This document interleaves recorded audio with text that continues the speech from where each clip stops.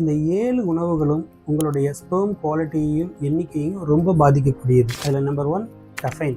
Caffeine அதிகமாக இருக்கக்கூடிய உணவுன்னு பார்த்தீங்கன்னா காபி, டீ இந்த மாதிரியான உணவுகள். Number 2 alcohol. ஆல்கஹால் நம்முடைய கவுண்ட்டை மிகப்பெரிய அளவில் பாதிக்கும்.